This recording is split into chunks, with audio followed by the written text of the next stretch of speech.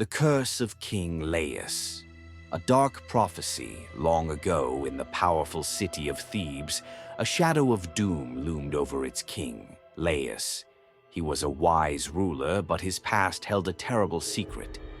Years earlier, he had committed a great sin against the gods, violating the sacred laws of hospitality by abducting a young prince named Chrysippus. In fury, the gods, especially Apollo, placed a curse upon Laius.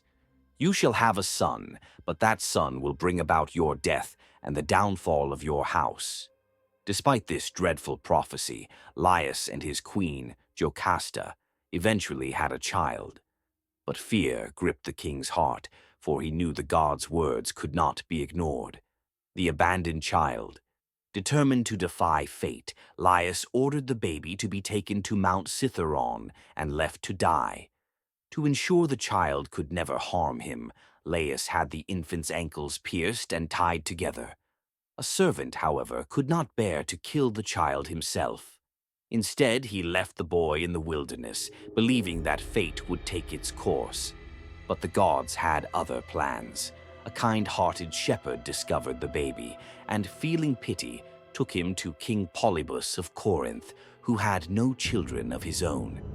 The boy, now named Oedipus, was raised as a prince, unaware of his true heritage. Fate cannot be escaped. Years later, Oedipus learned of a prophecy that he would kill his father and marry his mother. Horrified, he fled Corinth, not realizing that Polybus was not his real father. On the road to Thebes, fate led him straight to King Laius. Their paths crossed in a moment of rage and misunderstanding. A dispute over the right-of-way escalated into violence, and Oedipus, unaware of who he was fighting, struck Laius down, killing his own father, fulfilling the first part of Apollo's terrible prophecy. The curse lives on.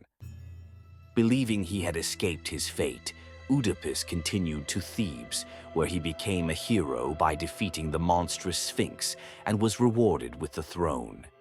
As part of his victory, he unknowingly married Queen Jocasta, his own mother, bringing the full curse upon the House of Thebes. Thus, Laius's attempt to escape fate only ensured its fulfillment, proving that in Greek myth, no one can outrun destiny.